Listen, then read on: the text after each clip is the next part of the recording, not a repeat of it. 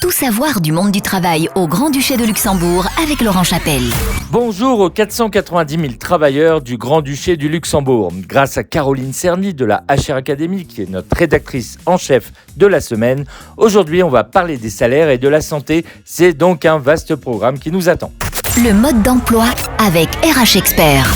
2,5 sera le nombre de la semaine. Oui, 2,5% d'augmentation des salaires, vous n'avez pas pu y échapper, tout le monde en parle de quelque chose qui n'est pas encore arrivé, c'est-à-dire l'indexation des prix. Il y a même des vendeurs de rêves qui parlent de 2 indexations cette année, on attend la surenchère pour 3. Alors on va vite évacuer le sujet avec la vérité.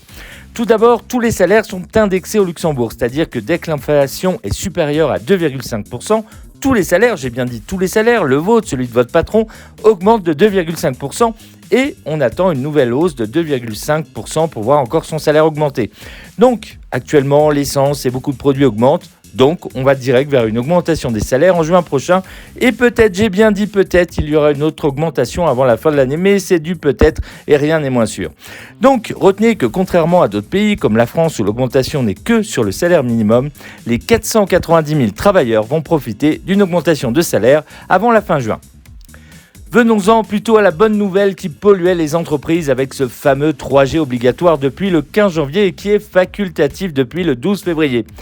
Mais que votre patron peut maintenir jusqu'au 30 avril prochain. Alors pour faire court, on n'est plus obligé de mettre le masque s'il y a le 3G en entreprise. Et oui, par contre, si on enlève le 3G, alors on est obligé de remettre le masque.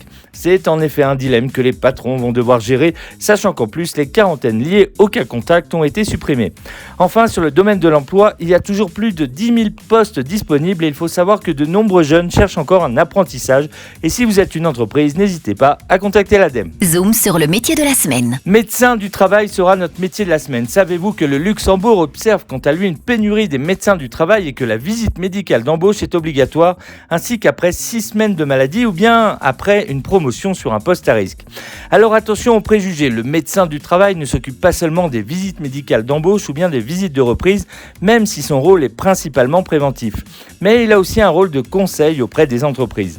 En effet, il va accompagner les entreprises pour la réalisation de la célèbre évaluation des risques, mais aussi pour l'inventaire des postes à risque. Il participe aux procédures de reclassement en étroite collaboration avec la commission mixte, à l'adaptation des postes, des techniques, bref. Il faut de l'analyse, de la communication, de la rigueur et de l'organisation pour faire ce métier. Alors pour y accéder, il n'y a pas de secret. Il faut tout d'abord passer par le cursus général de la médecine. C'est après ces 6 années qu'il faudra choisir cette spécialisation qui est une bonne nouvelle car cette spécialisation médecine du travail est reconnue au Luxembourg. L'ALSAT, qui est l'association luxembourgeoise de santé au travail, se penche également depuis 2016 sur le développement d'une formation de spécialisation permettant aux étudiants d'effectuer directement leur stage dans les services de santé au travail nationaux. Ce n'est qu'une question de temps avant qu'elle ne fasse son apparition dans l'un des 8 services de santé au travail, comme la STM qui est généraliste, le M voulant dire multisectoriel, la STI pour l'industrie ou encore la STF pour les services tertiaires et financiers. Sachant que si vous avez plus de 3000 travailleurs, il y a forcément un service de santé au travail en interne.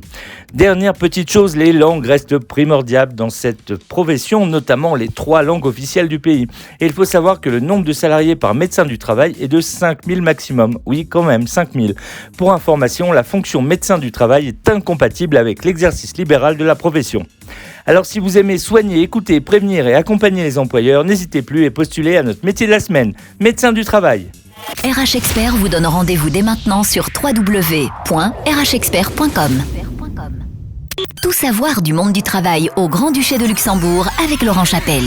Bonjour aux 490 000 travailleurs du Grand-Duché du